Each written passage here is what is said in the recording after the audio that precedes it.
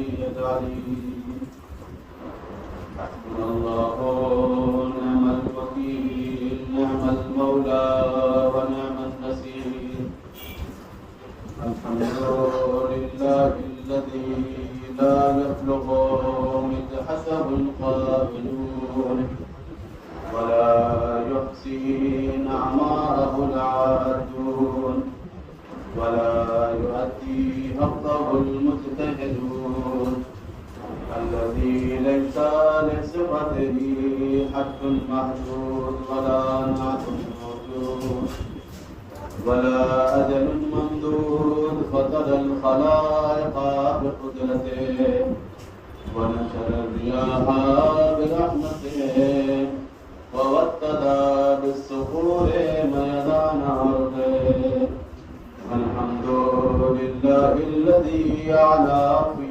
توحده ودنا في تفرده وجل في سلطانه وعظم في أركانه وأحاط بكل شيء علما وهو في مكانه الحمد لله الذي لم يزل ولا يزال والصلاة والسلام على رسول الثقلين جد الحسن والحسين مولانا أبي القاسم محمد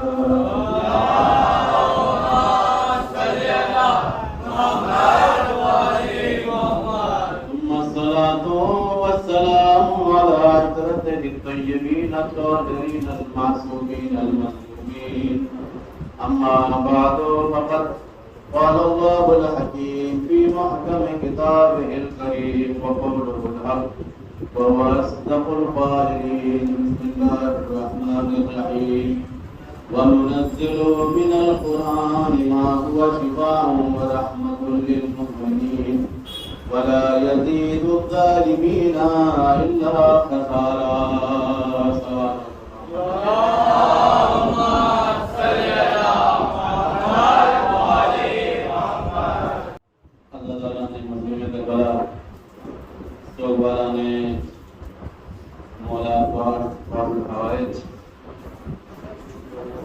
مولا آپ کی پرزاداری عزاداری مادنداری کو قبول فرمائے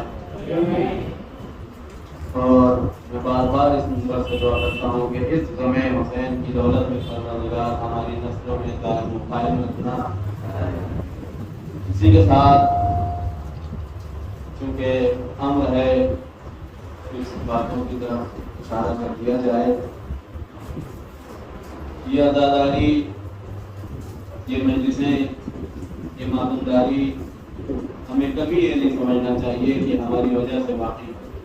میں بار بار مجلس میں یہ جملہ تکرار کرتا ہوں، بلکہ برعکس ہمیں یہ سوچنا ہے کہ ہم اس عزاداری کی وجہ سے واقعی ہیں، ہم اس عزاداری کو عزت نہیں دے رہے ہیں، یہ عزاداری ہمیں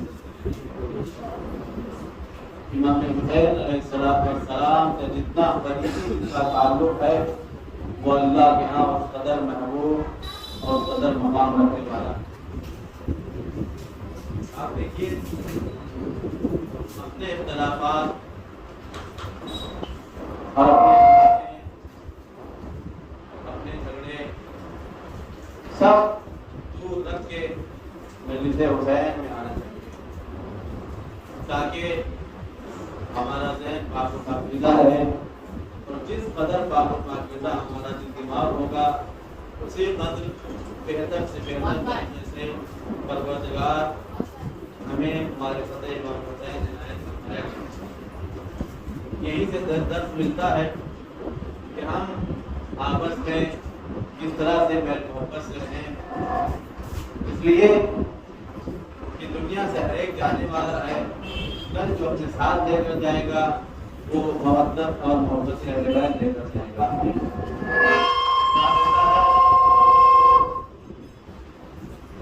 پیغمبر اسلام کا ارشاد ہے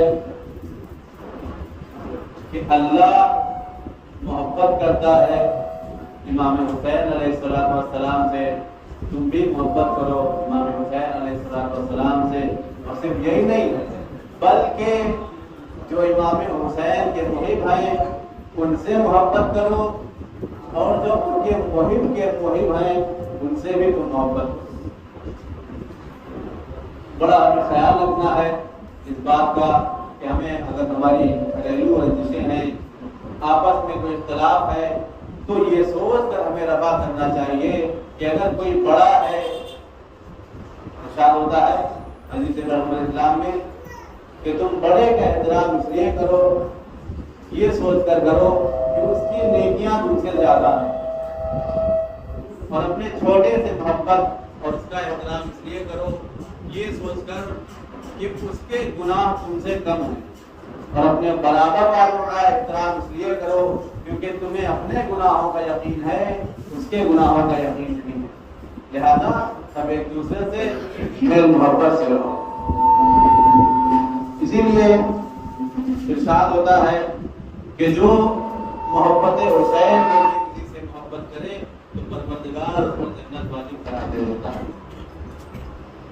بہرحال صلہ رحم باقی رکھنا اور اپنے رشتہ داروں سے، اپنے اقربا سے محبت کرنا، اس کا سب سے بڑا فائدہ یہ ہے، روایت میں ارشاد ہوا سب سے بڑا فائدہ یہ ہے کہ انسان کی عمر میں اضافہ ہوتا ہے، عمر بڑھتی جاتی ہے۔ انسان اپنے چچا ہیں، اپنے باپ دادا ہیں، اپنے خاندان کے رشتہ دار کوئی بھی ہے کہیں بھی، ولو تم ایک گھونٹ پانی کے ذریعے سے کیوں نہ ہو، تم اپنے رشتہ داروں سے، اپنے گھر والوں سے صلہ رحم رکھو، ورنہ اگر تم نے قطع تعلق کر لیا تو اس کا نتیجہ یہ ہوگا کہ اگر جس طریقے سے صلہ رحم کرنے سے انسان کی عمر میں اضافہ ہوتا ہے، اسی طریقے سے صلہ رحم توڑنے سے، قطع تعلق کرنے سے انسان کی عمر کم ہوتی ہے۔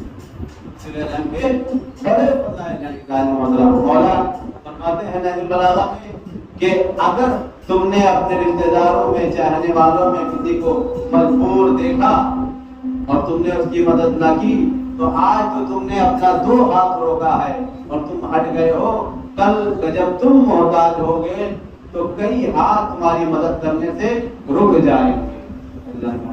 بہرحال ان باتوں کو چھوڑتے ہوئے میں آپ کی خدمت میں عرض کروں کہ ایک دوسرے کے حقوق کو پہچاننے کی ضرورت ہے کہ مسلمان ایک دوسرے پر کیسا حق رکھتا ہے۔ امام چوتھے امام فرماتے ہیں کہ تمام شیعہ، گھر والے تو دور کی بات، اپنے بھائی بہن ماں باپ تو دور کی بات، تمام شیعہ دنیا میں جتنے بھی ہیں وہ ایک جسم کی طریقے سے ہیں۔ جسم کی خاصیت کیا ہوتی ہے کہ جسم کے کسی بھی حصے میں اگر درد ہو تو پورا بدن بے چین ہو جاتا ہے، پورے بدن کو تکلیف ہوتی ہے۔ ہاتھ کٹ جائے، ہاتھ پر کوئی زخم آ جائے تو پورا بدن بے چین ہو جاتا ہے، کسی کو بھی کوئی بدن کا حصہ ایسا نہیں رہتا کہ جہاں اسے سکون ملے۔ کیوں؟ حالانکہ چوٹ ایک مخصوص حصے میں لگی ہے، پیر میں لگی ہے، بدن کے کسی حصے میں لگی ہے، لیکن درد پورے بدن میں ہو رہا ہے۔ تو امام سجاد علیہ السلام ارشاد فرماتے ہیں کہ تمام شیعہ دنیا میں جہاں بھی ہیں وہ سب کے سب ایک جسم کی طریقے سے ہیں۔ تو جسم کی خاصیت یہ ہوتی ہے کہ اگر جسم کے کسی حصے میں کوئی زخم لگ جائے تو پورے بدن کو پتہ چل جاتا ہے، پورا بدن بے چین ہو جاتا ہے۔ اسی طریقے سے تم شیعوں کو بھی رہنا چاہیے کہ اگر کسی ایک کو تکلیف ہو تو تم تمام شیعوں کو اس کا درد کا احساس ہونا چاہیے، تم سب کو اسی طریقے سے بے چینی ہونا چاہیے جیسے تمہارے برادر مومن کو تکلیف ہوئی ہے، اسی طریقے سے تکلیف آپ کو بھی ہونا چاہیے۔ بہرحال میں عرض کر رہا تھا آپ کی خدمت میں، پروردگار نے ارشاد فرمایا کہ وَنُنَزِّلُ مِنَ الْقُرْآنِ مَا هُوَ شِفَاءٌ وَرَحْمَةٌ لِّلْمُؤْمِنِينَ وَلَا يَزِيدُ الظَّالِمِينَ إِلَّا خَسَارًا۔ وَنُنَزِّلُ اور ہم نازل کرتے ہیں، من القرآن قرآن سے، ما ہوا شفاء جو شفا ہوتی ہے اسے ہم قرآن سے نازل کرتے ہیں، وَرَحْمَةٌ لِّلْمُؤْمِنِينَ اور شفا کے ساتھ ساتھ جو رحمت ہے اسے بھی ہم نازل کرتے ہیں، کس کے لیے؟ للمؤمنین، مومنین کے لیے نازل کرتے ہیں قرآن سے شفا۔ وَلَا يَزِيدُ الظَّالِمِينَ إِلَّا خَسَارًا اور یہ وہ قرآن ہے کہ جہاں مومنین کے لیے شفا اور رحمت ہے اسی طریقے سے ظالمین کے لیے ولا یزید الظالمین، اور ظالمین کے لیے یہ صرف اور صرف خسارے اور نقصان کا باعث ہوتا ہے۔ آپ دیکھیے قرآن کی اس آیت میں دو صفت کو پروردگار بیان کر رہا ہے، دو چیزیں کی طرف اشارہ کر رہا ہے، ایک کیا؟ شفا، دوسرے رحمت ہم نازل کرتے ہیں مومنین کے لیے۔ اب اگر اس قرآن کی طرف آئیں تو قرآن کو پروردگار نے نور بنا کر بھیجا ہے۔ ارشاد ہوتا ہے وَأَنزَلْنَا إِلَيْكُمْ نُورًا مُبِينًا، اے حبیب ہم نے اس قرآن کو تمہاری طرف نور بنا کر بھیجا ہے، نور مبین، کھلا ہوا نور اور روشن نور بنا کر بھیجا۔ کون فرما رہا ہے؟ پروردگار فرما رہا ہے۔ اب آئیے دوسری حدیث میں ہمیں ملا جہاں قرآن کہہ رہا ہے، اس کے بعد خود پیغمبر اسلام کا ارشاد ہے۔ کیا ارشاد ہے؟ فرما رہے ہیں کہ ان هذا القرآن هو شفاء ونور مبین، یہ وہ کتاب ہے قرآن کہ جسے اللہ نے نور مبین بنا کر بھیجا ہے اور اس میں شفا رکھی ہے۔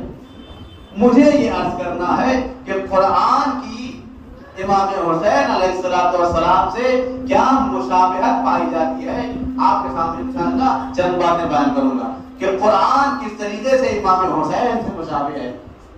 ارشاد ہوتا ہے کہ اے حبیب وَأَنزَلْنَا إِلَيْكُمْ نُورًا مُبِينًا، اے حبیب ہم نے اس قرآن کو تمہاری طرف نور مبین بنا کر بھیجا، یعنی ایسا نور کہ جو واضح ہے۔ صلوات علیہ وسلم۔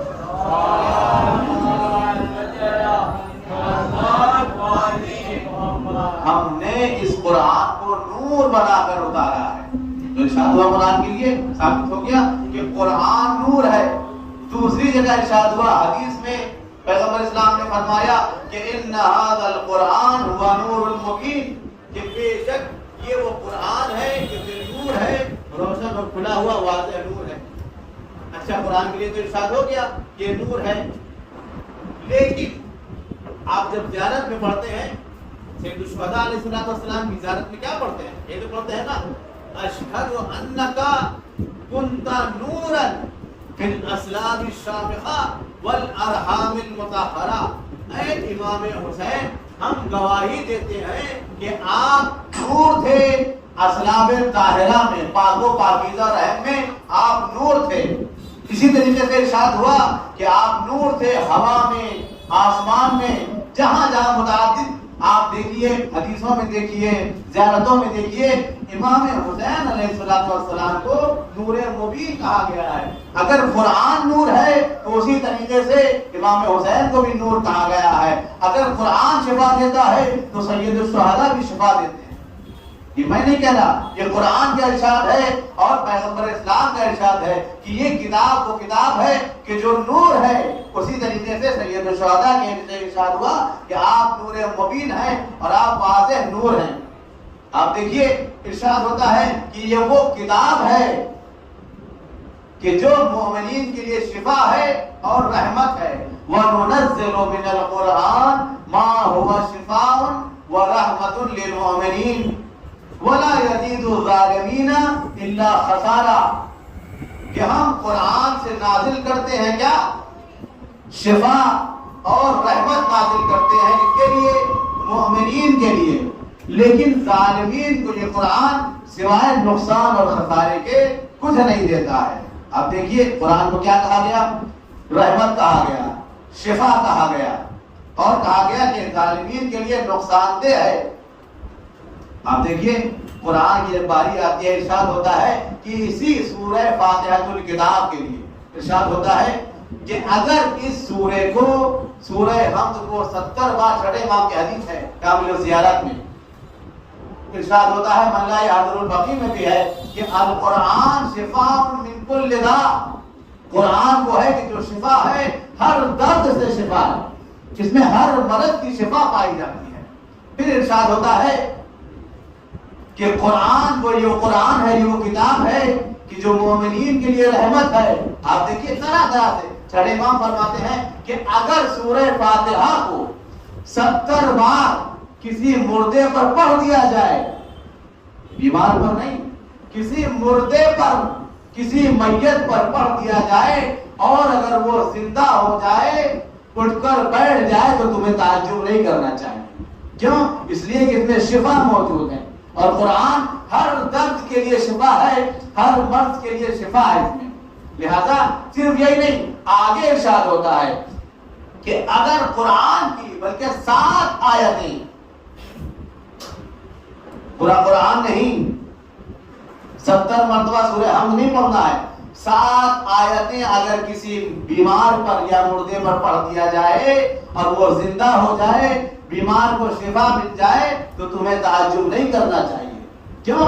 اس لیے کہ قرآن شفا ہے اور رحمت ہے مومنین کے لیے، لیکن اس کے لیے اس کا اہل ہونا چاہیے۔ تو قرآن اگر شفا ہے اور رحمت ہے مومنین کے لیے، اسی طریقے سے امام حسین کے لیے ارشاد ہوتا ہے۔ اگر قرآن لوگوں کے لیے ہدایت ہے، آپ پورے تاریخ میں دیکھیے نہ جانے کتنے لوگوں نے قرآن سے شفا حاصل کی ہے۔ آپ دیکھیے بہت سے لوگ گمراہ تھے، قرآن نے انہیں ہدایت دی ہے۔ بہت سے لوگ راستے سے بھٹکے ہوئے تھے، قرآن نے انہیں ہدایت دی ہے، ان کی رہنمائی کی ہے۔ بڑی کتابیں آج موجود ہیں کہ جنہیں قرآن کی وجہ سے ہدایت ملی ہے۔ میں صرف شیعوں کی بات نہیں کر رہا ہوں، نان مسلم حضرات نے مفصل کتاب تحریر کی ہے کہ ہم نے قرآن کو پڑھ کر اللہ کی معرفت کو حاصل کیا ہے۔ تو قرآن وہ کتاب ہے کہ جو ظاہری شفا بھی ہے اور انسان کے باطنی اور روحانیت کو بھی شفا دیتا ہے۔ بدن کے ظاہری حصے کو بھی شفا دیتا ہے اور باطنی حصے کو بھی قرآن شفا بخشتا ہے۔ یہ قرآن کی خاصیت ہے کہ پروردگار کی ایک کتاب انسان کو ہدایت بھی دیتی ہے، ظاہری امراض سے شفا بھی دیتی ہے، باطنی امراض سے شفا بھی دیتی ہے۔ یہ قرآن کی خاصیت ہے انسان محترم، کیونکہ یہ اللہ کی کتاب ہے، لہذا شفا بھی دے رہی ہے، آپ کو ہدایت بھی دے رہی ہے۔ دنیا میں نہ جانے کتنے لوگ موجود ہیں۔ اب آئیے دوسری طرف امام حسین علیہ السلام کی ذات کرام کی دیکھتے ہیں۔ یہ قرآن وہ قرآن ہے کہ جو مومنین کو شفا دیتا ہے، قرآن لوگوں کو جو ہدایت دیتا ہے۔ اسی طریقے سے امام حسین کے لیے ارشاد ہوا کہ ان الحسین مصباح الہدی و سفینۃ النجات، کہ اگر قرآن ہدایت دینے والا ہے اور شفا بخشنے والا ہے تو حسین بھی ہدایت کے چراغ ہے اور نجات کی کشتی ہے۔ قرآن کو اگر پڑھ دیا جائے کسی پر تو اسے شفا حاصل ہو جاتی ہے۔ اسی طریقے سے پروردگار نے امام حسین کی قبر میں اور کربلا کی زمین میں وہ تاثیر رکھی ہے کہ اگر اس خاک کو کھا لیا جائے، یہ صرف خاک نہیں ہے بلکہ خاک شفا ہے، کہ اگر اسے کھا لیا جائے تو انسان کے ہر مرض سے شفا مل جاتی ہے۔ اللہ اکبر! اگر قرآن شفا دے رہا ہے تو امام حسین کی تربت بھی شفا دے رہی ہے۔ آپ دیکھیے مرحوم محدث قمی تحریر فرماتے ہیں کہ یہ افعی جو ہوتا ہے، ایناکونڈا جو ہوتا ہے، یہ سانپ جو ہوتا ہے، آخری عمر جب اس کی آتی ہے تو یہ نابینا ہو جاتا ہے، اس کی آنکھ ختم ہو جاتی ہے، روشنی ختم ہو جاتی ہے، تو یہ جنگلوں میں جاتا ہے اور جانے کے بعد ایک مخصوص طرح کی گھاس ہوتی ہے، اور جانے کے بعد یہ اپنے سر کو، اپنی آنکھ کو اس پر ملتا ہے اور ملنے کے بعد اسے شفا مل جاتی ہے، دوبارہ اس کی بینائی واپس آ جاتی ہے۔ ایک مرتبہ محدث قمی ارشاد فرماتے ہیں کہ وہ خدا کہ جو اس گھاس میں یہ اثر ڈال سکتا ہے کہ اس جانور کو شفا دے دے، تو کیا پروردگار اپنے ولی کی خاک میں وہ اثر نہیں ڈال سکتا کہ انسان کو شفا عنایت کر دے؟ آپ دیکھیے شفا بھی ہے، رحمت بھی ہے۔ کیا ہے آگے ارشاد ہوا کہ یہ قرآن شفا ہے اور رحمت ہے مومنین کے لیے، لیکن ظالمین کے لیے خسارہ ہے، ظالمین کے لیے نقصان دہ ہے۔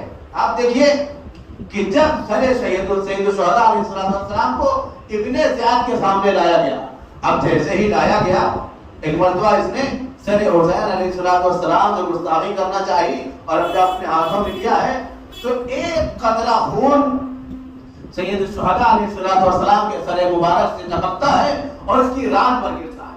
اب ران پر گرا تو روایت نے لکھا، تاریخ نے لکھا کہ سراغ کرتا ہوا اس کی ران کو دوسری طرف سے نکل گیا. اللہ اکبر. یہ خون حسین کا اثر ہے.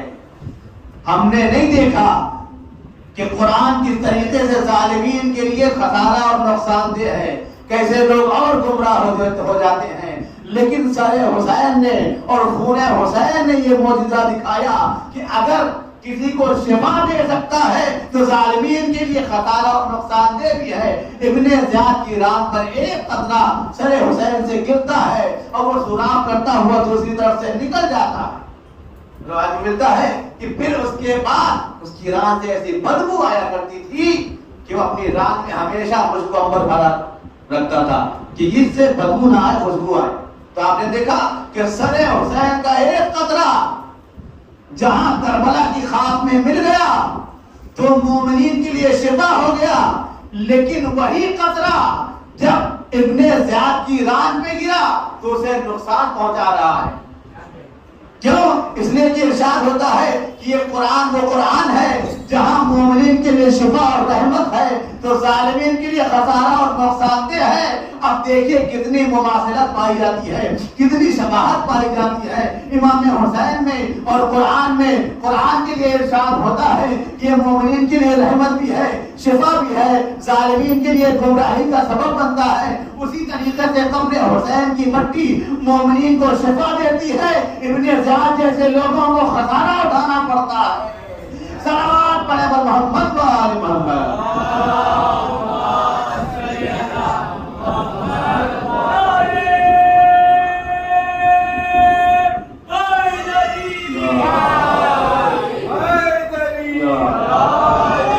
آپ دیکھ رہے ہیں کہ اس قرآن کو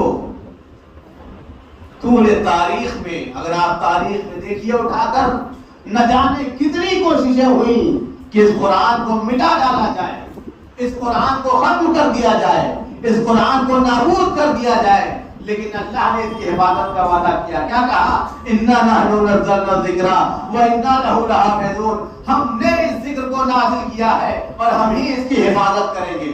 تو اللہ اس کی حفاظت کرے اسے کون مٹا سکتا ہے؟ یہی وہ قرآن ہے جو لوگوں کے لیے ہدایت کا باعث بنا, لیکن کچھ لوگوں نے اسی قرآن کو پڑھا تو ان کے لیے گمراہی کا سبب بنا. تو جیسا جس کا ضرب تھا ویسا اس نے قرآن سے حاصل کیا.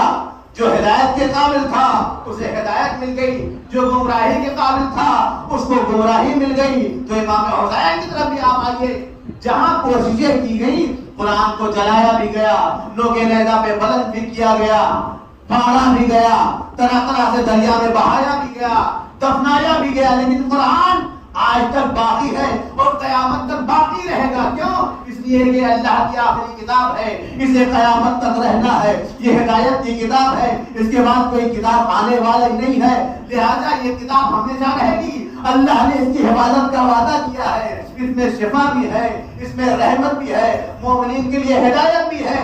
دشمنوں نے ہزاروں کوششیں کی, ہر لمحے ہر زمانے میں قرآن کو مٹانا چاہا, لیکن اللہ نے اس کی حفاظت کی اور یہ قرآن آج تک باقی ہے. اب کس طریقے سے شباہت دیکھیے سید الشہداء میں امام حسین میں کتنی شباہت پائی جا رہی ہے.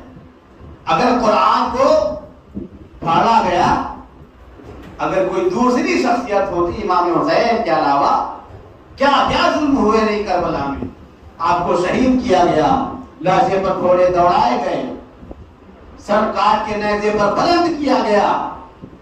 ملتا ہے کہ متعدد بار کربلا میں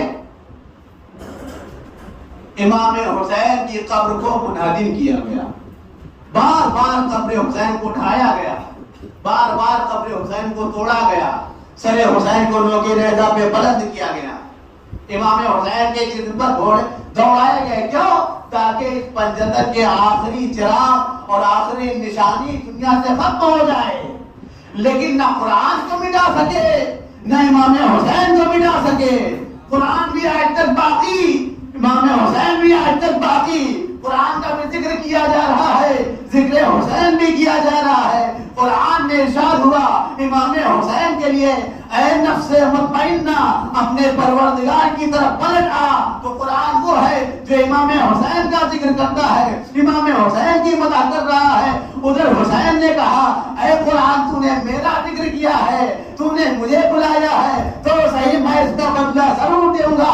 ایک مرتبہ وہ وقت بھی آتا ہے راہ شام و کوفہ میں لوگوں نے دیکھا کہ سر حسین نے نوکے نیزہ پر تلاوت کر کے بتایا کہ اگر قرآن میری مدح کر رہا ہے، اللہ نے قرآن میں میرا ذکر رکھا ہے، تو میں قرآن کی تلاوت کر کے بتا رہا ہوں کہ حسین ہے وارث قرآن، قرآن کو مٹنے نہیں دے گا۔ آپ دیکھ رہے ہیں کیسی شباہت موجود ہے، کیسی مماثلت موجود ہے قرآن میں اور امام حسین علیہ السلام میں۔ قرآن کو بھی مٹانے کی کوشش کی گئی، امام حسین کو متعدد بار قبر کو اٹھایا گیا، منہدم کیا گیا۔ اگر کوئی اور ہوتا کب کا ختم ہو چکا ہوتا، اس کی نشانی ختم ہو گئی ہوتی، باقی نہ رہتا، لیکن ذکر حسین بھی باقی ہے، ذکر قرآن بھی باقی ہے۔ کیوں؟ اس لیے کہ اللہ نے وعدہ کیا ہے کہ اگر تم میرا ذکر کرو گے تو میں تمہارا ذکر کروں گا۔ تو امام حسین نے اللہ کا ذکر کیا، قرآن کو بچایا، پروردگار نے وعدہ کیا اے حسین اگر تم نے قرآن کی حفاظت کی ہے تو ہم تمہاری حفاظت کریں گے اور تمہارے ذکر کو زندہ رکھیں گے۔ اور سر حسین نوکے نیزہ پہ تلاوت کر کے بتا رہا ہے کہ قرآن کبھی مٹنے والا نہیں ہے۔ عزیزان محترم، ہم عظمت امام حسین کو نہیں سمجھ سکتے۔ آپ دیکھیے کہ اگر آپ چاہتے ہیں اللہ سے قریب ہو، آپ زیارت عاشورہ پڑھتے ہیں، تقریباً پڑھتے ہی ہوں گے، بڑی تاکید ہوئی ہے زیارت عاشورہ کی۔ 40 دن کا مسلسل عمل اگر کیا جائے تو محال ہے انسان کی حاجت پوری نہ ہو، لیکن اس کے پڑھنے کا کچھ طریقہ ہے، وہ اس طریقے سے انسان پڑھے کہ اس طریقے سے پڑھنا ہے کہ پہلے 2 رکعت نماز پڑھے اور اس کے بعد پھر جب اللہم لعن حضرت حسین تک آئے 2 رکعت پھر نماز پڑھے، پھر اس کے بعد 100 مرتبہ وہ اس کے بعد کی جو عبادتیں ہیں وہ پڑھے۔ لہٰذا اس کے پڑھنے کا طریقہ ہے 40 دن، اور اس کے پڑھنے کا وقت اصل وقت کسی بھی وقت پڑھی جا سکتی ہے، لیکن اصل وقت یہ ہے کہ ظہر سے پہلے پہلے، زوال سے پہلے پہلے پڑھے، جب سورج غروب ہو اس سے پہلے انسان پڑھ لے۔ یہ زیارت عاشورہ پڑھنے کا طریقہ ہے اور امام زمانہ علیہ السلام کی بڑی تاکید ہے زیارت عاشورہ پڑھیے، بار بار زیارت عاشورہ پڑھیے۔ اسی میں ارشاد ہوتا ہے اگر آپ نے پڑھی ہو، توجہ کی ہو تو یقیناً آپ سمجھ سکتے ہیں۔ اور میری گزارش ہے کہ جب بھی پڑھیں ترجمے کے ساتھ پڑھیں، پھر دیکھیے اس کا کیا اثر ہوتا ہے۔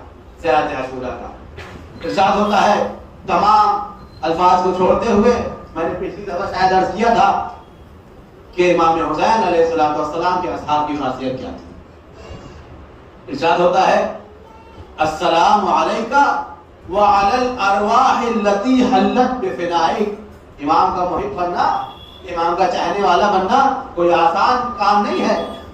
داؤد رقی چھٹے امام کی خدمت میں بیٹھے ہوئے ہیں اور ایک مرتبہ مولا پوچھتے ہیں اے داؤد یہ بتاؤ ہم پر تمہیں کتنا اعتماد ہے اور ہم پر کتنا یقین رکھتے ہو؟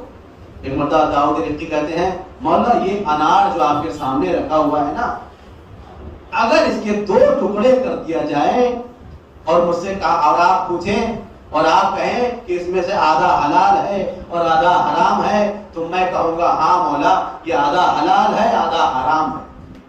حالانکہ یہ انار ایک ہی درخت کا ہے، ایک ہی زمین سے نکلا ہے، لیکن چونکہ امام جعفر صادق فرما رہے ہیں تو اس لیے آدھا حلال ہے آدھا حرام ہے۔ یہ یقین ہونا چاہیے امام پر، ایسے اصحاب چاہیے امام کو۔ آج ایک امام ہمارا زندہ ہے، پردے غیب میں موجود ہے، اپنے اندر وہ اوصاف پیدا کیجئے۔ ہارون مکی کا واقعہ آپ نے سنا ہے کہ امام نے حکم دیا تو انہوں نے یہ نہیں کہا کہ میں تندور میں جل جاؤں گا میری موت ہو جائے گی، نہیں، بغیر کیوں چلا تندور میں چلے گئے۔ کیوں؟ اس لیے کہ امام نے حکم دیا ہے۔ تو نجات اسی میں ہے کہ اگر امام مرنے کا حکم دے رہا ہے تب بھی اس میں زندگی ہے۔ ہمیں یہ سوچنا چاہیے، یہ نہیں دیکھیے کہ آگ جل رہی ہے یا مرنے کا حکم دیا جا رہا ہے، نہیں، اگر امام موت کا حکم دے رہا ہے سمجھ جاؤ وہ تمہاری زندگی سے بہتر ہے۔ اگر آپ کو ابدی زندگی چاہیے، ارشاد ہوتا ہے السلام علیکہ وعلی الارواح التي حلت بفنائک۔ سلام ہو آپ پر اے آقا حسین اور ان ارواح پر التی حلت بفنائک جو آپ پر فنا ہو گئی. حلت حلہ کے معنی عربی میں جو بتایا گیا ہے اس کے 3 معنی بیان کیے گئے ہیں. ایک تو کسی چیز کے جز کو حلہ کہا جاتا ہے, کوئی چیز کسی چیز کا حصہ بن جائے تو اسے کہا جاتا ہے حلہ. یا پھر دوسرا معنی جو بیان کیا گیا ہے حلہ کے معنی ہے درود پڑھ کر محمد والے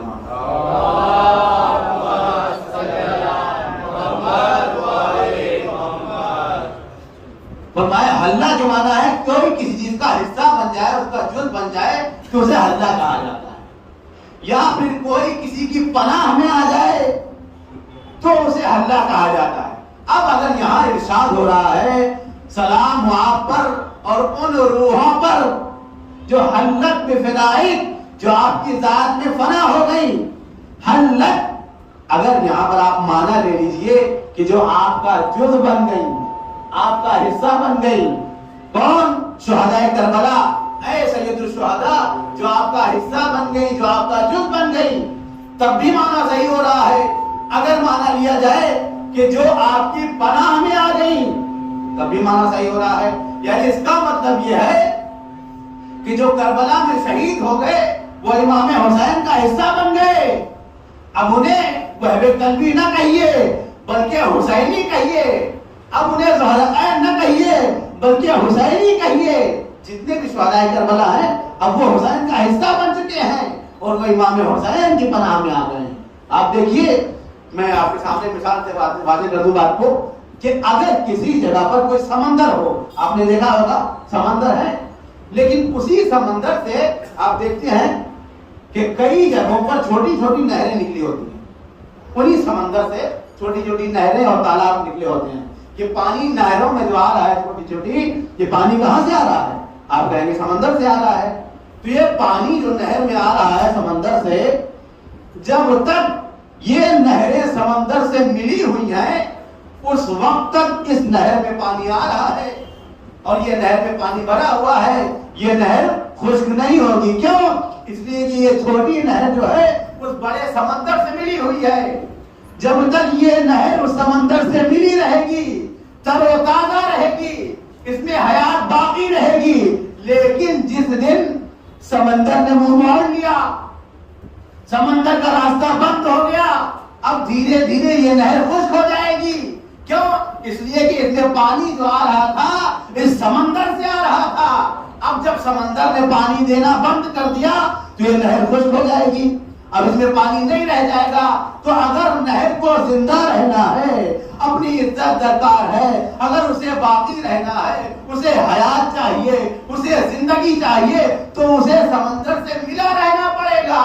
اب آپ سب سے شہدائے کربلا کو کیوں کہا جا رہا ہے کہ آپ امام حسین کے حصہ بن گئے؟ اس لیے کہ امام حسین وہ دریائے بے قرار ہے, وہ سمندر ہے کہ جو شخص بھی ان سے ملا رہتا ہے وہ جب تک ملا رہے گا وہ زندہ رہے گا. اس لیے کہ امام حسین کی ذات تو کبھی ختم ہونے والی نہیں ہے, کبھی مٹنے والی نہیں ہے. لہذا اسی سمندر کی طریقے سے جب تک یہ حسینی حسین سے ملے رہیں گے یہ زندہ اور برقرار رہیں گے, اور جو حسین سے دور ہو جائے گا اسی نہر کی طریقے سے خشک و خاشاک ہو جائے گا. صلوات پڑھیں پر محمد وآل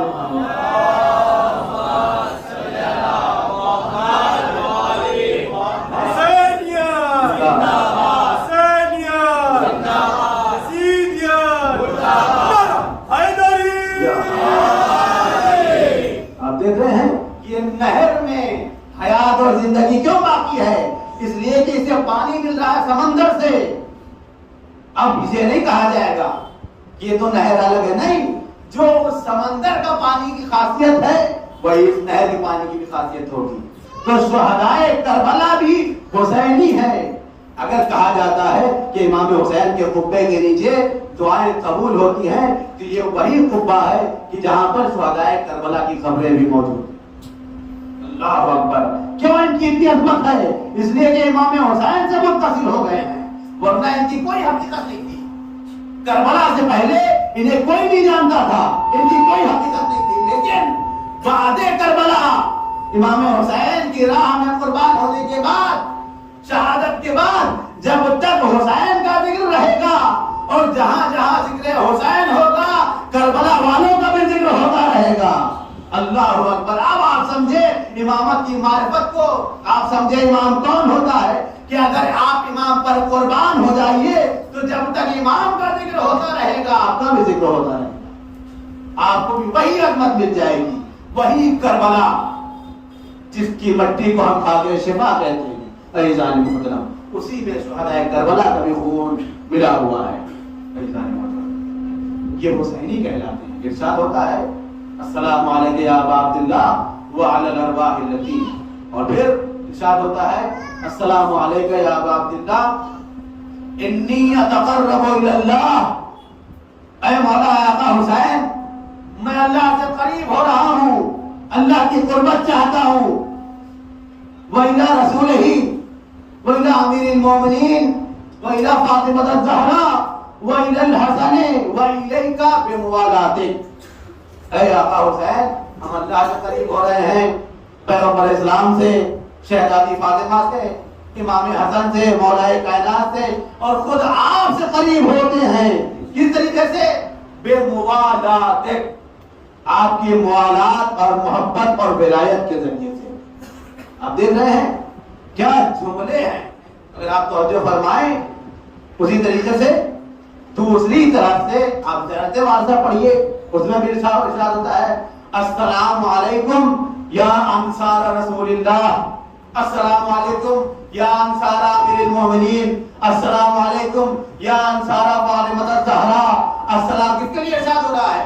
یہ شہدائے کربلا کے لیے جنہوں نے امام حسین پر اپنی جانوں کو قربان کر دیا، انہیں کہا جا رہا ہے سلام آپ پر، اے دین کے مددگار، اللہ کے دین کے مددگار، رسول اللہ کے مددگار، امیر المومنین کے مددگار، فاطمہ زہرا کے مددگار، امام حسن مجتبیٰ کے مددگار۔ حالانکہ اس میں سے کچھ ایسے ہیں جو رسول کے زمانے میں تھے ہی نہیں۔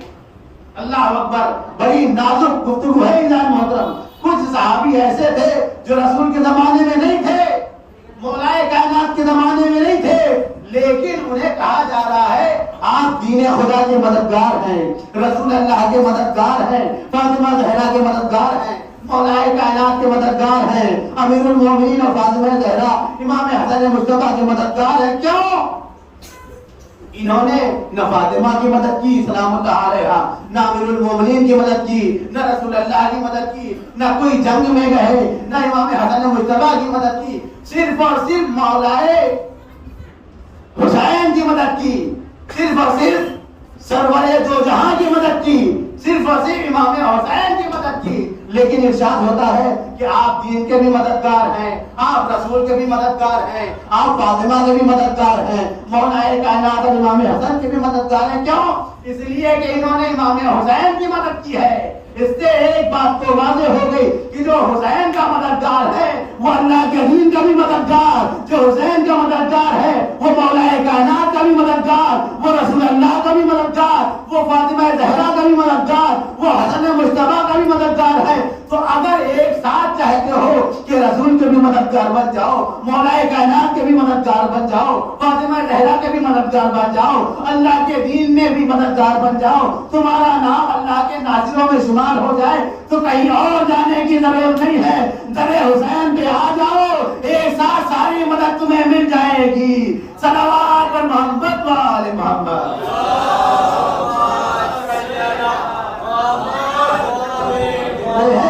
یہ صرف انہوں نے کربلا میں امام حسین کی مدد کی ہے، لیکن حسین کی مدد کا نتیجہ یہ ہوا کہ اب قیامت تک امام حسین کے ساتھ انہیں یاد کیا جا رہا ہے، اور امام معصوم انہیں خطاب کر رہے ہیں یا انصار دین اللہ، اے دین خدا کے مددگار، اے رسول خدا کے مددگار، اے رسول اللہ کے انصار، اے فاطمہ زہرا کے انصار۔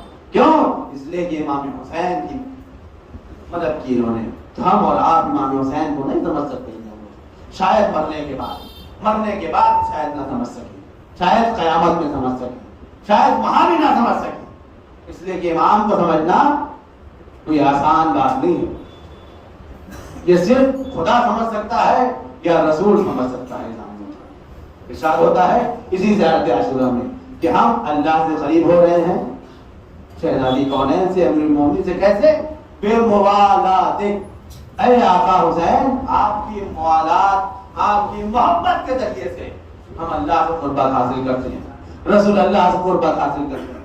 یعنی اگر آپ نے حسین سے محبت کی ہے تو آپ اللہ سے بھی قریب ہیں, پیغمبر اسلام سے بھی قریب ہیں, اور فاطمہ زہرا سے بھی قریب ہیں, امیر المومنین اور حسن مجتبی سے بھی قریب ہیں. تو قرآن شفا ہے, رحمت ہے مومنین کے لیے, لیکن ظالمین کے لیے باعث خسارہ اور نقصان ہے. اسی طریقے سے امام حسین علیہ السلام جہاں مومنین کے لیے شفا اور رحمت ہے, اسی طریقے سے ظالمین کے لیے خسارہ اور نقصان ہے. ایک قوم وہ ہے کہ جنہوں نے قرآن سے ہدایت حاصل کی تو دوسری قوم اسی قرآن کو پڑھ کے گمراہ ہو گئی. آپ حسین ابن علی کو بھی دیکھیے, ایک قوم وہ ہے جو حسین کے ذریعے سے ہدایت پا رہی ہے, تو کچھ اسی کے مقابل میں وہ ہیں کہ جو حسین کی داری کو دیکھ کر اور گمراہ ہو رہے ہیں. جو قرآن کی خاصیت, جو قرآن کا امتیاز, وہی امام حسین کا امتیاز. بس ختم کی میں نے آپ حضرات کی خدمت ہوں. امام حسین عالی مقام کے مرتبے کو ہم نہیں سمجھ سکتے. امام حسین تو بہت دور کی بات ہے, اصحاب حسین کی منزلت کو ہم نہیں سمجھ سکتے. کیوں؟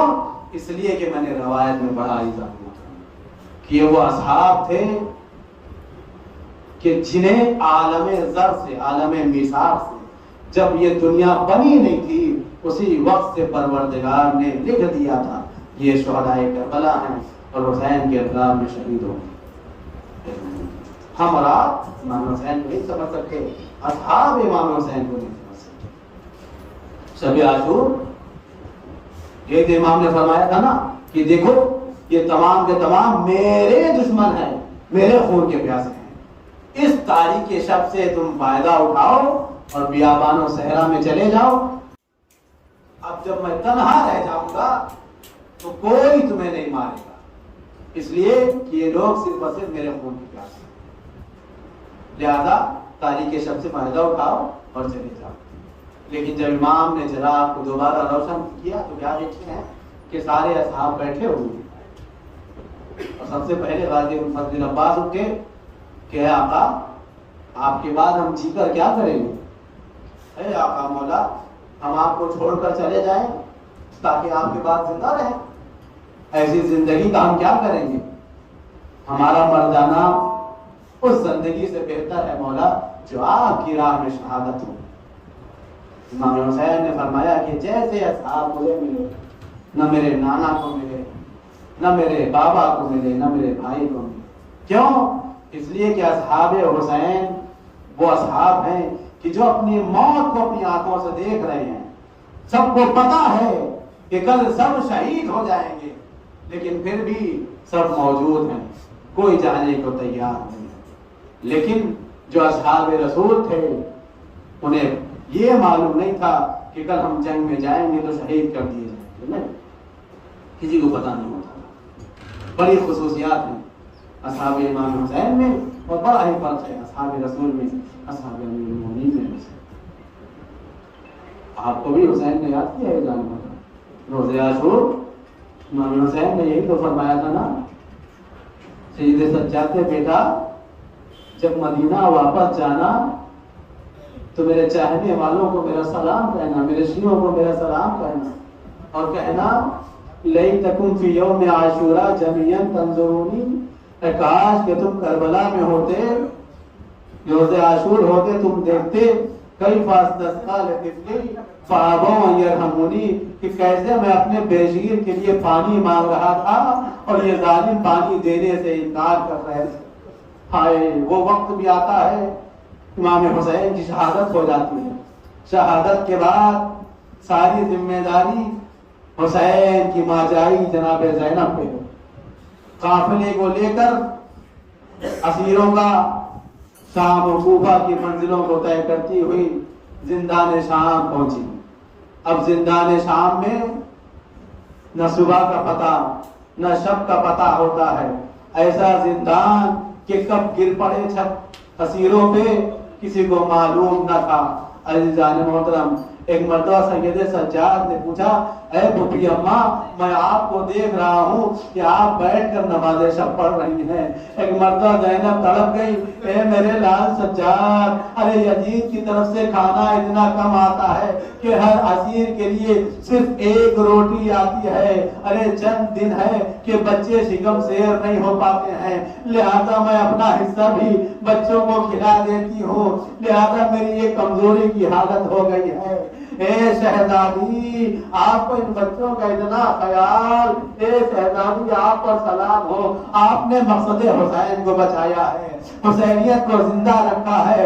ایک دن ایسا اتفاق یہ ہوا، بحر المصائب میں میں نے پڑھا، بحر المصائب میں ریاح الشریعہ میں 2 کتابوں میں اس واقعے کو پڑھا ہے میں نے، کہ خاتون ہے زندان شام میں آتی ہے کچھ کھانا لے کر آتی ہے، اور لانے کے بعد اس تشت کو جناب زینب کے سامنے رکھ دیتی ہے۔ اب جیسے ہی جناب زینب کے سامنے اس نے کھانے کو رکھا تو ایک مرتبہ جناب زینب نے کہا، اے خاتون، اے معظمہ، تو کون ہے؟ کیا تجھے نہیں معلوم کہ صدقہ ہم پر حرام ہے؟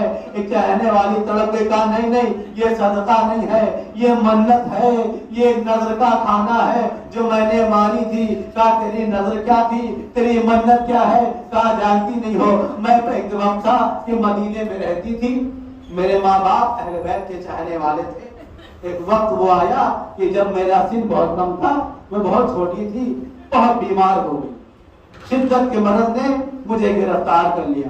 اب چونکہ میرے ماں باپ اہل بیت کے چاہنے والے تھے، لے کر آئے امیر المومنین کے پاس، مولا کائنات کے پاس آئے، اور آنے کے بعد کہتے ہیں، اے مولا، ہماری بیٹی بڑی مریض ہے۔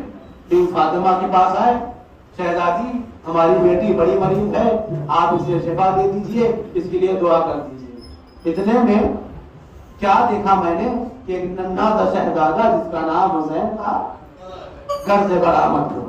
اب جیسے ہی گھر سے باہر نکلا نا، مولائے کائنات نے، علی مرتضیٰ نے امام حسین سے کہا، اے بیٹا حسین، اس بچی کے سر پہ ہاتھ رکھو اور اس کے لیے دعا کرو کہ پروردگار اسے شفا دے دے۔ امام حسین نے دعا کی اور بچی کو شفا مل گئی۔ کہتی ہے کہ میں وہی بچی ہوں جو آج بڑی ہو گئی ہوں، لیکن وقت نے یہ حالات مجھے دکھائے کہ میں شام میں آ کے رہنے لگی اور وہ وقت گزر گیا۔ میں نے اللہ سے یہ عہد کیا ہے کہ جب بھی کوئی کاروان آئے گا اسیروں کا یا غریبوں کا کوئی قافلہ آئے گا تو میں انہیں کھانا کھلایا کروں گی، اس امید کے ساتھ کبھی تو مجھے آقا حسین کی زیارت ہوگی، کبھی تو دوبارہ مجھے حسین کو دیکھنا نصیب ہوگا۔ ارے جیسے ہی زینب نے اس کی اس منت کو سنا، اس کی نظر کو سنا، تڑپ گئی زینب۔ ایک مرتبہ کہتی ہے، اے معظمہ، بس اتنا سمجھ لے کہ تیری منت پوری ہو گئی، اب اس نظر کو چھوڑ دے، اس لیے کہ وہ حسین باقی نہ رہا۔ ارے تو جس حسین کو دیکھنا چاہتی تھی نا، ارے یزید کے دروازے پہ دیکھ، وہ جو سر نظر آ رہا ہے کوئی اور نہیں، تیرے آقا کا سر ہے۔ میں زینب ہوں، حسین کی دکھیاری بہن۔ اجرکم اللہ، خدا آپ کو کوئی غم نہ دے سوائے کربلا والوں کے۔ جب غم حسین میں آیا کرو نا، ایسے رویا کرو کہ جیسے غریب ماں اپنے جوان کے لال کے جنازے پہ روتی ہے، اس لیے کہ اہل حرم نے بہت رونا چاہا لیکن انہیں رونا نہ دیا گیا۔ شاید فاطمہ آپ کو دیکھ رہی ہو کہ میرے عزاداروں کے آنسو، اے میرے عزاداروں کے آنسو، اے عزاداروں، گریا میں کمی نہ کرنا، اس لیے کہ آپ کا گریا حسین کے زخموں کا مرہم ہے۔ اجرکم اللہ، اجرکم اللہ، خدا آپ کو کوئی غم نہ دے سوائے کربلا والوں کے۔ ایک مرتبہ مدینے میں امام کے چاہنے والے نے، چھٹے امام کے چاہنے والے نے مجلس رکھی۔ اب جب مجلس رکھی تو ایک مرتبہ جب صبح ہو گئی، آتا ہے مولا کی خدمت میں، مولا کل میں نے آپ کے جد کی مجلس رکھی تھی، آپ تشریف نہیں لائے۔ ایک مرتبہ مولا فرماتے ہیں کہ جب مجلس ختم ہو گئی تھی اور تم باہر نکل رہے تھے، کیا تم نے کچھ دیکھا تھا، کوئی نظر آیا تھا تمہیں؟ کہاں مولا؟ کہا جہاں عزاداروں کی نعلینیں رکھی جاتی کیا تم نے وہاں کسی کو دیکھا تھا؟ کہا مولا ہاں دیکھا تھا، کوئی تھا موجود تھا وہاں پر، لیکن کوئی سائے کی طرح موجود تھا، میں پہچان نہ سکا۔ کیوں؟ اس لیے کہ اندھیرا بہت تھا، اس لیے میں پہچان نہ سکا۔ کہا ہے حذیفہ تم کیسے پہچانتے؟ وہ کوئی اور نہیں تھا، وہاں میں امام صادق موجود تھا جو عزاداروں کی نالین کے پاس بیٹھا ہوا۔ اللہ اکبر۔ آپ دیکھ رہے ہیں، آپ یہ سمجھتے ہیں کہ آپ جو مجلسوں میں آتے ہیں بانیان مجلس کوئی ہوتا نہیں، بانیان مجلس اہل بیت ہوتے ہیں۔ چاہنے والا طلب کیا مولا جب آپ مجلس میں آئے تھے تو آگے تشریف لاتے، صدر مجلس میں بیٹھتے، آپ پیچھے کیوں بیٹھے رہے؟ کہے چاہنے والے ارے جو میں دیکھ رہا تھا تو نے نہیں دیکھا، ارے میں صدر مجلس میں کیسے آتا؟ میں آگے بڑھا تو کیا دیکھا کہ پیغمبر اسلام بیٹھے ہیں، ایک طرف فاطمہ زہرا، ایک طرف علی مرتضی حسن مجتبی بیٹھے ہوئے ہیں۔ ارے میں نے نہ چاہا کہ میں اس جگہ پہ بیٹھوں جہاں پہ میری جدہ فاطمہ۔ اجرکم اللہ، اللہ آپ کی آوازوں پہ رحمت نازل کرے، آپ کے آنسوؤں کو رومال سیدہ میں جگہ عنایت فرمائے۔ آپ جانتے ہیں محترم مسامعی مسئلے اور آپ کی زحمت تمام، جب اہل حرم کا قافلہ ابھی کچھ ہی دن گزرے ہیں نا، شہداء کربلا کے چہلم منایا ہے آپ نے، ملتا ہے روایت میں کہ شہداء کربلا جب دوبارہ کربلا پہنچے ہیں قید سے چھوڑ کر، تو ایک دن نہیں، بعض جگہ ملتا ہے کہ 3 دن تک 4 دن تک مسلسل دوبارہ کربلا کی زمین پہ موجود تھے۔ ایک ایک بی بی اپنے شہیدوں کی خبروں سے لپٹی ہوئی تھی اور بیان کرتی۔ اب لیکن آنے کی کیفیت یہ ہے، سب سے پہلا زائر جو زائر کربلا ہے امام حسین کا زائر ہے جابر ابن عبداللہ انصاری۔ فرات میں غسل کرتے ہیں، پاک و پاکیزہ لباس پہنتے ہیں اور اپنے غلام سے کہتے ہیں کہ مجھے قبر حسین کے پاس لے چلو، مجھے حسین کی قبر کے پاس لے چلو، اس لیے کہ نابینا ہو چکے ہیں۔ ایک مرتبہ غلام قریب آیا اور قریب آنے کے بعد ہاتھوں کو پکڑا، جابر کا ہاتھ پکڑ کے قبر حسین پہ پہنچا۔ اب انہیں آنکھ سے کچھ نظر نہیں آتا ہے، ہاتھوں سے ٹٹولتے ہوئے کہا السلام علیکم یا ابا عبداللہ، السلام علیکم یا ابن رسول اللہ۔ کوئی جواب نہ آیا، پھر سلام کیا السلام علیکم یا ابا عبداللہ، کوئی جواب نہ آیا۔ اب جب جواب نہیں آیا نا تو ایک مرتبہ جابر خود کہتے ہیں ارے وہ کیسے سلام کا جواب دے سکتا ہے کہ جس کے سر کو تن سے جدا کر دیا گیا۔ گریا کلو عزاداروں، چند دن اور رہ گئے ہیں ایام عزا کے ختم ہونے میں۔ ایک مرتبہ جابر کہتے ہیں ارے وہ کیسے سلام کا جواب دے سکتا ہے جس کی رگے گردن کو کاٹ ڈالا گیا ہے۔ اے جابر تو زیارت کر لے، ابھی کچھ دیر یہ باتیں کر ہی رہے تھے کہ دور سے آواز آئی اے جابر ارے سرزمین کربلا سے دور چلا جا، اہل حرم کا قافلہ آ رہا ہے۔ ارے اجڑی ہوئی زینب، بھائی سے بچھڑی ہوئی زینب اپنے بھائی کا چہلم منانے آ رہی ہے۔ اجرکم اللہ، زینب قبر حسین کے قریب پہنچی، ایک مرتبہ سے اپنے آپ کو قبر حسین میں گرایا اور گرانے کے بعد ایک جملہ کہا اے بھیا کیا زینب کے استقبال کو نہ اٹھو گے؟ ہمیشہ تو جب میں تمہارے سامنے آتی تھی تو تم میرے استقبال کو اٹھ جاتے تھے، کیا آج میرا استقبال نہ کرو گے؟ ایک مرتبہ زینب کہتی ہے اے بھیا حسین اگر قبر سے سر نکالو تو زینب کو پہچان نہ سکو گے۔ ارے میرے بال سفید ہو گئے ہیں، میری کمر خمیدہ ہو گئی ہے، اے میرے ماں جائے حسین تیری امانت کو میں زندان میں چھوڑ کے آئی ہوں، اے میرے بھیا ارے مجھے معاف کر دینا۔ سکینہ کی خواہش آخری وقت یہ تھی کہ کب ہم مدینہ جائیں۔ اے میرے بھیا